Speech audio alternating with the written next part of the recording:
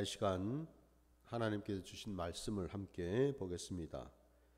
신명기 25장 5절부터 10절까지 말씀입니다. 신명기 25장 5절로 10절까지입니다. 형제들이 함께 사는데 그중 하나가 죽고 아들이 없거든 그 죽은 자의 아내는 나가서 타인에게 시집가지 말 것이요 그의 남편의 형제가 그에게로 들어가서 그를 맞이하여 아내로 삼아 그의 남편의 형제된 의무를 그에게 다 행할 것이요 그 여인이 낳은 첫 아들이 그 죽은 형제 이름을 잊게 하여 그 이름이 이스라엘 중에서 끊어지지 않게 할 것이니라. 그러나 그 사람이 만일 그 형제의 아내 맞이하기를 즐겨하지 아니하면 그 형제의 아내는 그 성문으로 장로들에게로 나아가서 말하기를 내 남편의 형제가 그의 형제 이름을 이스라엘 중에 잊기를 싫어하여 남편의 형제된 의무를 내게 행하지 아니하나이다 할 것이요 그 성읍 장로들은 그를 불러다가 말할 것이며 그가 이미 정한 뜻대로 말하기를 내가 그 여자를 맞이하기를 즐겨하지 아니하노라 하면 그의 형제 아내가 장로들 앞에서 그에게 나아가서 그의 발에서 신을 벗기고 그의 얼굴에 침을 뱉으며 이르기를 그의 형제의 집을 세우기를 즐겨 아니하는 자에게는 이같이 할 것이라 하고 이스라엘 중에서 그의 이름을 신 벗김 받은 자의 집이라 부를 것이니라. 아멘. 자, 오늘 우리에게 주신 말씀을 가지고 기업 물을 자라는 제목으로 말씀을 증거하고자 합니다. 오늘 우리가 읽은 이 본문 말씀에는 이 고대 그 이스라엘 백성들 가운데에 행해졌던 아주 좀 특별한 그런 어떤 제도가 있음을 우리가 보게 됩니다. 물론 지금은 뭐 이런 것들을 우리가 행하지 않겠지요. 근데 고대 그 사회 속에 특별히 하나님께서 그 이스라엘 백성들을 위하여 이와 같은 제도를 또 제정하셔서 이 백성들로 하여금 이 제도를 이행함으로 인해서 오늘 말씀에 나온 것처럼 그 이스라엘 백성들 중에서 그 가문의 이름이 끊어지지 않도록 하나님은 허락을 하셨다라는 건데요. 우리가 아는 것처럼 오늘 우리가 읽은 이 본문 말씀을 흔히 형제 계대법이라고도 하고 또 다른 말로는 수혼 제도라고도 얘기를 합니다. 형제 계대법이라는 것은 글자 그대로 그죠? 형제가 그 대를 계속해서 이어간다라는 그런 의미를 가지요. 그래서 이제 형제 계대법이라고 얘기를 하고요. 또 한편으로 이제 수혼 제도라고 하는 것은 이 결혼 제도의 일종이긴 한데 이것은 일반적인 어떤 그런 결혼과는 다르죠. 형제 중에서 그 결혼을 한 그 형제가 일찍 죽고 근데 죽으면서 자녀를 낳지 못했을 때에는 그 다른 형제가 그 집안에 있는 다른 형제가 그 죽은 형제의 아내를 아내로 맞이해서 대신 그 결혼을 하는 일종의 어떤 의무적인 그런 결혼을 하는 제도가 바로 수혼 제도입니다.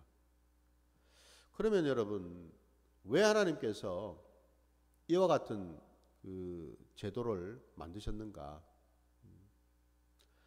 몇 가지 이제 중요한 어떤 의미가 있겠지요. 첫째는 자녀를 낳지 못한 상태에서 형제가 이제 죽음으로 인해서 가문의 대가 이제 끊어질 수가 있겠죠. 그죠? 예. 그 대가 끊어짐으로 인해서 그 이름이 그 가문에서 사라질 위기가 있다라는 겁니다. 그래서 하나님께서는 그 대가 끊이지 아니하고 계속 하나님 앞에서 하나님이 그 이름을 기억하시고 그 이름을 통하여 하나님의 일을 이루어 가시기 위한 하나의 방편이다라고 볼 수 있겠죠. 뿐만 아니라 여러분 그 형제가 죽었다고 생각할 때에 그 남은 그 아내를 우리가 또 돌아보면은 그는 이제 미망인이 되는 거죠. 과부가 되지 않습니까?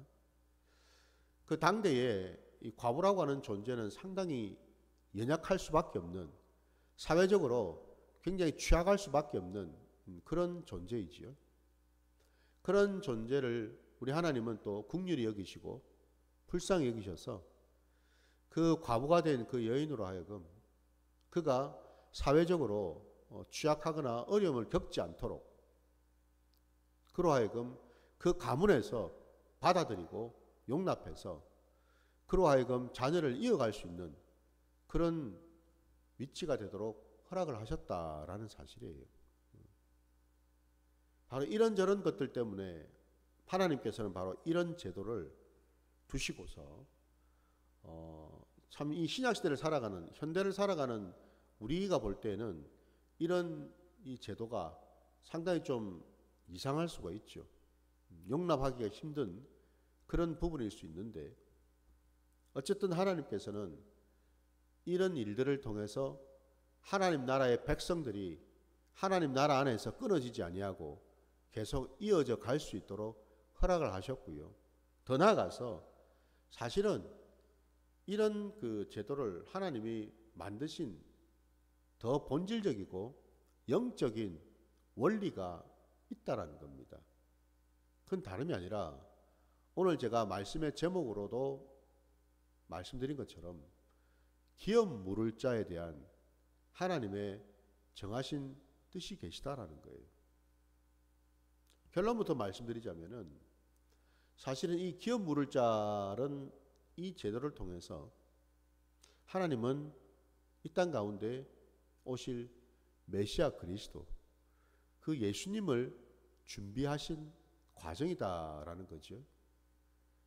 예수님의 그 계보, 우리가 복음서에도 그죠? 마태복음이나 누가복음서에도 볼 수 있는 것처럼 예수님이 육신을 입고서 이 땅에 오시기 위해서, 곧 아브라함과 다윗의 자손으로 이 땅에 오시기 위해서 반드시 거쳐야 되고 반드시 또 지켜야 되는 그런 계보가 있고, 그리고 이 계보는 끊어져서는 안 되지 않습니까? 그죠? 하나님께서는 놀랍게도 예수님께서 이 땅에 오시는 그 계보 안에 바로 이와 같이 기업 물을 자에 대한 이 제도를 통하셔서 하나님은 하나님의 구원의 역사를 이루어 가셨다라는 사실이에요. 그리고 이제 그 속에는 감사하게도 우리 하나님께서는 거기에 예수님의 그 계보 안에 여인들의 이름을 분명히 밝히고 계시죠. 그러니까 하나님의 그 구원의 경륜 속에는 이 땅에 오실 메시아 그리스도를 위하여 예비된 여인들이 또한 있었다라는 사실입니다, 여러분. 바로 그 점에서 우리 주님께서는 남자의 후손이 아니라 여자의 후손으로 오셨다라는 것을 이런 제도를 통해서 우리가 또 한번 확인할 수가 있다라는 거거든요. 오늘 본문에도 여러분 다시 한번 보시면은 형제 중에 하나가 죽고 아들이 없을 때에는 그 죽은 자의 아내는 나가서 타인에게 시집가지 말 것이요 라고 되어 있습니다. 타인에게 시집을 간다라는 말은 뭐예요? 다른 지파, 다른 그 지파로 이렇게 시집을 가게 되면은, 그러니까 한마디로 그죠? 그 대가 이 여인이 다른 곳으로 감으로 인해 가지고 완전히 그 존재 근거가 사라져 버리는 거죠, 그죠?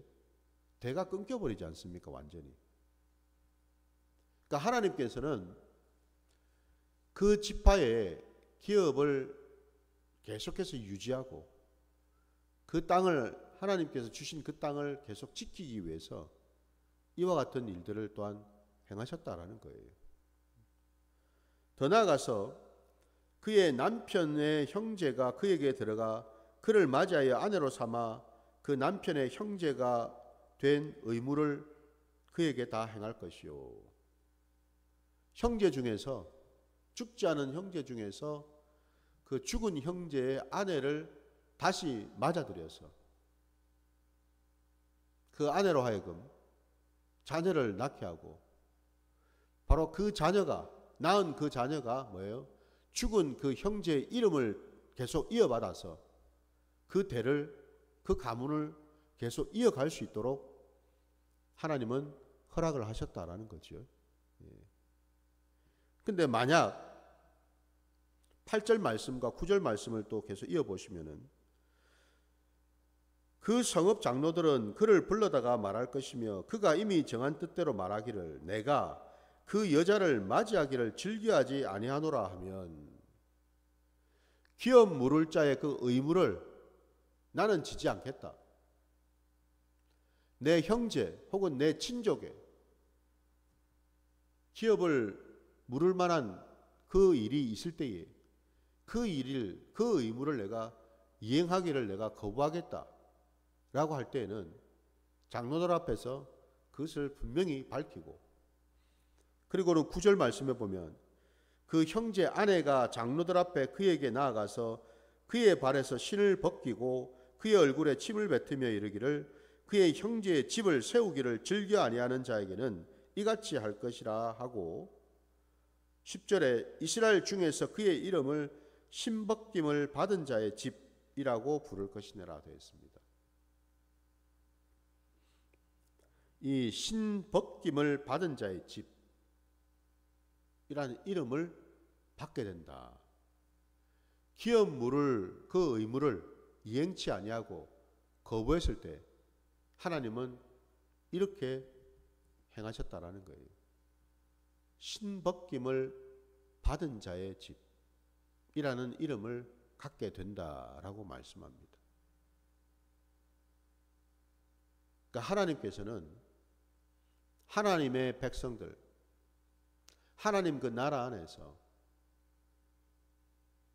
형제간에 하나님의 그 뜻 가운데서 계속해서 그 대를 잇고 생명을 이어가서 하나님의 그 말씀대로 살아가는 그 일을 계속 감당해야 되는데, 그것을 거부했을 때 신벗김을 당한다라고 되어 있습니다.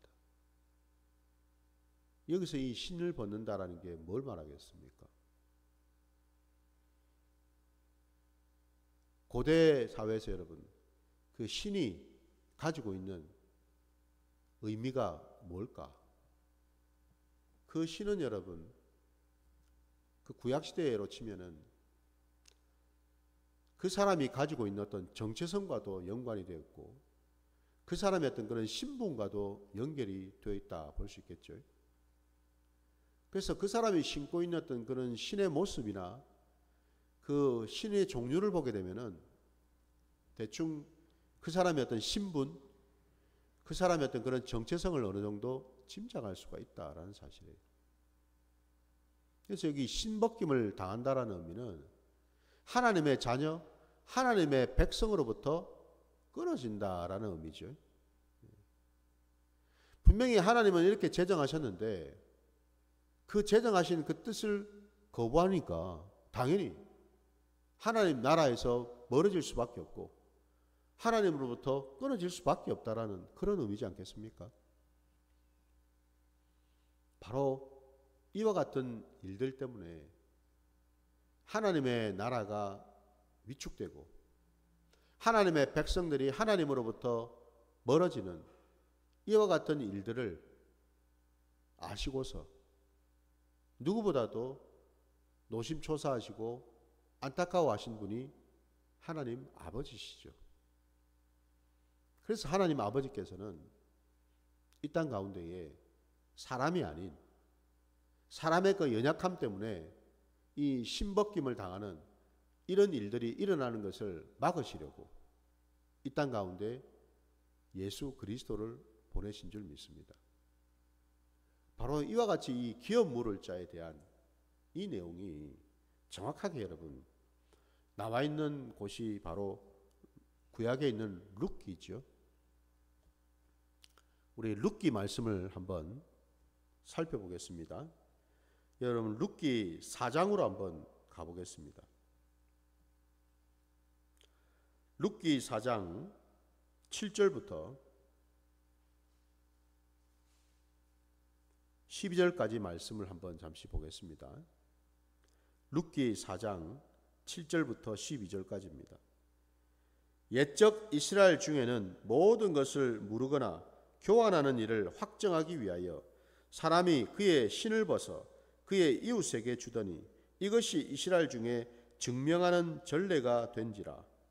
이에 그 기업 물을 자가 보아스에게 이르되 내가 너를 위하여 사라 하고 그의 신을 벗는지라.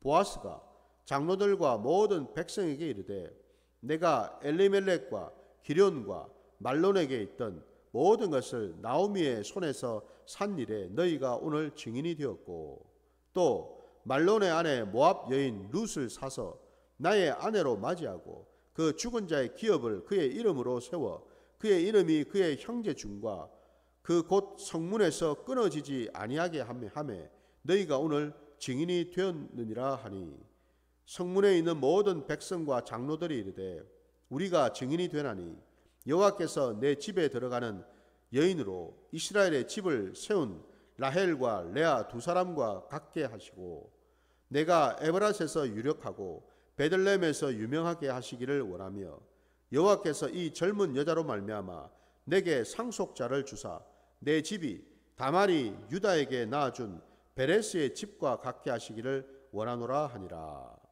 아멘. 우리가 아는 대로 이 보아스라는 자가 그 나오미의 가문, 나오미의 그 집, 그 엘리멜렉이라고 하는 그 집안, 그 가문이 모든 남자들이 그 엘리멜렉의 또 두 아들인 말론과 기럨 이 두 아들이 다 이방 땅에서 죽었잖아요. 그래서 그 엘리멜렉의 아내였던 이 나오미는 과부가 되었습니다. 그리고 그와 함께 했던 이 모압 여인이었던 룻조차도 과부지요, 그죠? 아들이 죽었으니까. 이들이 고향으로 돌아왔지만은 그들에게는 어느 누구도 도움의 손길을 주려 하지 않았다라는 거예요. 그 집안에 유력한 자들도 있었고 기업 물을 자가 있었음에도 불구하고 두 과부를 위하여 기업 물을 어떤 의무와 책임을 하려고 하지 않았다라는 거예요. 그때 하나님께서는 그 집안에 기업 물을 자로 보아스를 예비하셨다라는 거죠. 그래서 오늘 말씀에 나온 것처럼 이 보아스를 기업 물을 자로 삼아서 나오미의 며느리인 그 모압 여인 룻을 아내로 맞아들여서 그에게 상속자를 주게 하셨다라는 사실이죠. 한마디로 기업 물을 자가 되어서 그의 모든 잃어버린 것들을 회복시켜 주셨다라는 것 아닙니까? 우리가 너무나 잘 알고 있는 것처럼 바로 이어서 그 13절에 보면은 이에 보아스가 룻을 맞이하여 아내로 삼고 그에게 들어갔더니 여호와께서 그에게 임신하게 하심으로 그가 아들을 낳은지라 라고 되어 있습니다. 여러분,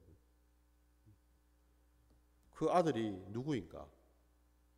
낳은 아들이 그 룻과 보아스를 통해서 낳은 그 아들이 누구인가 했더니 그 뒤에 17절을 보게 되면 그의 이웃 여인들이 그에게 이름을 지어주되 나오미에게서 아들이 태어났다 하여 그의 이름을 오벳이라 하였는데 그는 다윗의 아버지인 이새의 아버지였더라 라고 되어 있습니다. 하나님께서는 참으로 놀랍게도 바로 이 나오미의 이 집안, 이 집안이 끊어지는 것을 그냥 두지 아니하시고 그 집안을 보아스를 통해서 기업 물을 자로 삼아 그 대가 이어지게 하셨는데 그 이유가 다름이 아니라 이 땅에 오실 메시아 그리스도를 준비하시기 위해서였다라는 거지요. 저와 여러분이 지금 보고 있는 이 구약의 말씀, 신명기도 그렇고 룻기도 그렇고 여러분, 구약의 모든 말씀은 결국 다 어디로 귀결이 되는가? 예수 그리스도에게 다 귀결이 되지요.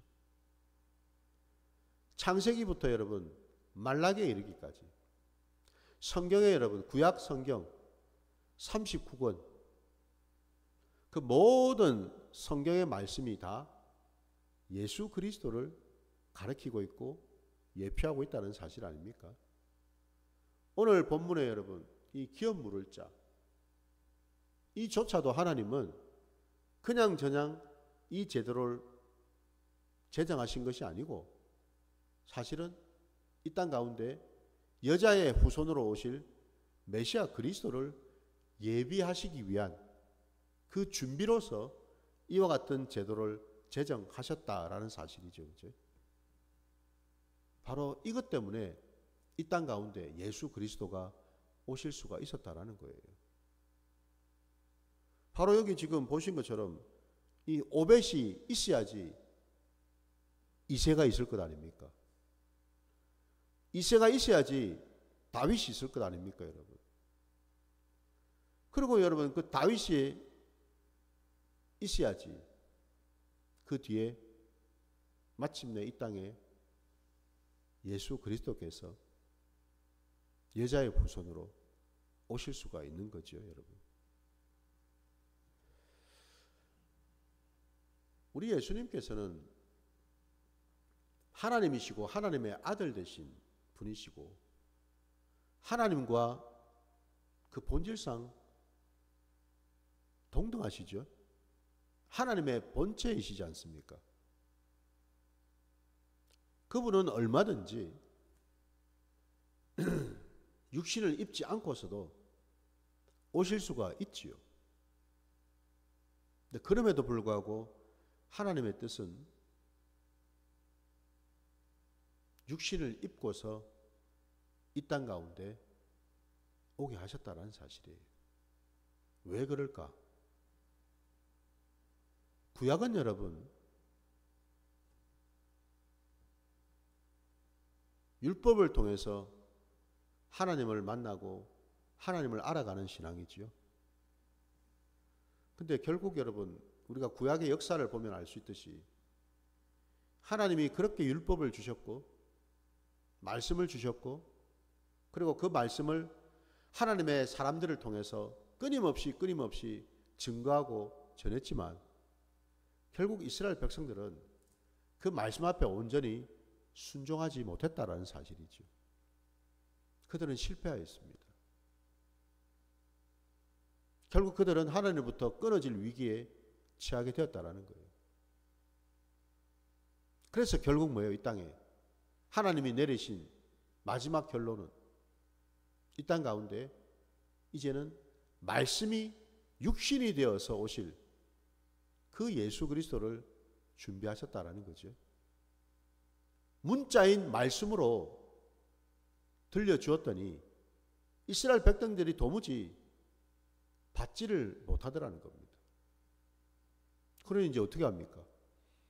문자가 아니라 실체로 말씀의 실체 되시고 말씀 그 자체이신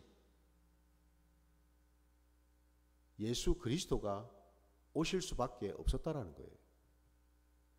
육신으로 친히 오셔서 말씀을 증거하시고 말씀으로 사시고 말씀을 이루시고 말씀을 행하시는 그분이 직접 오셔서 이스라엘 백성들에게 보여주셨다라는 거예요. 보라고. 직접 보라고죠. 말씀이 이렇다라는 것을 보라는 거죠. 그죠? 말씀이 어떻게 열매를 맺고 말씀이 어떻게 준행이 되고 그 말씀이 어떻게 살아 역사하면서 이루어지는지를 예수 그리스도를 직접 봄으로써 깨달으라고. 그래서 예수님이 오신 것 아닙니까, 여러분? 바로 그 예수님이 오시기 위한 그 과정 속에 오늘 우리는 기업 물을 자로 주님을 보내셨다라는 거예요. 이 보아스 역시도 기업 물을 자였으며 또한 이 보아스는 누구예요? 이 땅에 오실 메시아 그리스도를 예표하고 있는 거죠. 우리 주님을 예표하고 있다 이 말입니다. 주님이 이 땅에 오신 까닭이 뭐예요? 이 땅에 나오시기 전부터, 태어나기도 전부터 천사들의 입술을 통해서 주님의 그 이름도 주시지 않았습니까? 그 이름을 예수라 하라고. 그 예수가 누구입니까? 그 이름의 의미가 이스라엘 백성들을 구원할 자 아닙니까? 그죠? 해방시킬 자 아닙니까? 자유케 하실 자죠. 그죠? 바로 주님이 이스라엘 백성들의 기업 물을 자가 되신다라는 거예요. 주님께서 모든 책임을, 모든 의무를 다 하시겠다라는 겁니다. 우리 하나님이 창세전에 이미 예비하시고 계획하신 그 구원의 경륜을 이 땅에 오실 메시아 그리스도 예수님께서 그 의무와 책임을 다 짊어지고 감당하신다라는 거죠. 그죠? 그래서 우리 주님이 마지막 기업 물을 자가 되신 거죠. 마지막 아담으로 오신 그 주님이 이제는 뭐예요? 마지막 기업 물을 자가 되셔서 하나님의 기업을 다시금 살리시고 세우시고 일으켜서 하나님께 올려드리는 그 일을 하셨다라는 거예요. 하나님의 기업이 무엇입니까, 여러분? 바로 저와 여러분 아닙니까? 오늘 이 신약시대에는 그 기업이 바로 하나님의 교회이지요.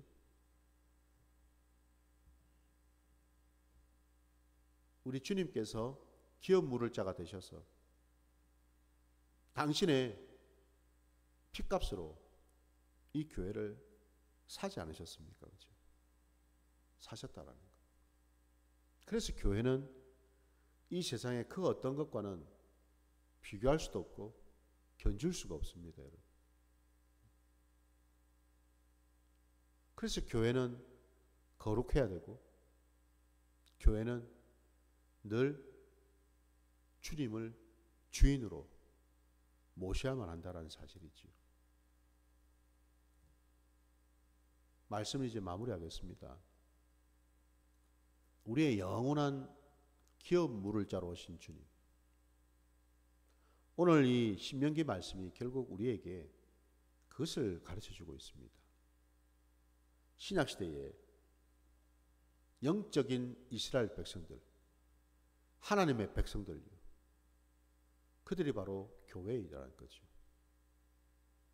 주님은 교회를 통해서 일하시고 교회를 통해서 역사하시고 교회를 통해서 하나님께 영광 올려드리기를 원하신다라는 거예요.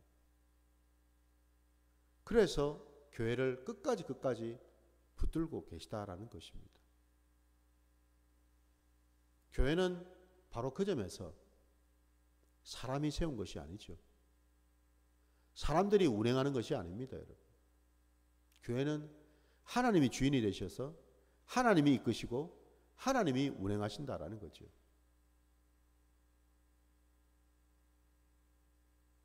교회 안에 오직 하나님의 은혜와 하나님의 영광이 나타나야 될 줄 믿습니다. 그리할 때에 이 마지막 때에 하나님의 유일한 기업인 교회가 하나님의 영광을 위하여 살아가게 될 줄 믿습니다. 하나님은 지금도 역사하시고 지금도 일하시고 계시는 줄 믿습니다. 비록 당장에 우리 눈에는 보이지 않는 것 같고 하나님의 그 손길이 하나님의 그 눈동자가 보이지 않는 것처럼 느껴질 때가 있다 하더라도 신실하신 하나님은 반드시 그 교회를 지키시고 붙들고 이끌어 나가실 줄 믿습니다. 바로 그 믿음 안에 거하시는 저와 여러분이 되시기를 주의 이름으로 축원합니다. 자, 오늘 주님 주신 기도로 예배를 마치겠습니다. 하늘에 계신 우리 아버지여, 이름이 거룩히 여김을 받으시오며 나라가 임하시오며 뜻이 하늘에서 이루어진 것 같이 땅에서도 이루어지이다. 오늘 우리에게 일용할 양식을 주시옵고 우리가 우리에게 죄 지은 자를 사하여 준 것 같이 우리 죄를 사하여 주시옵고 우리를 시험에 들게 하지 마시옵고 다만 악에서 구하시옵소서. 나라와 권세와 영광이 아버지께 영원히 있사옵나이다. 아멘.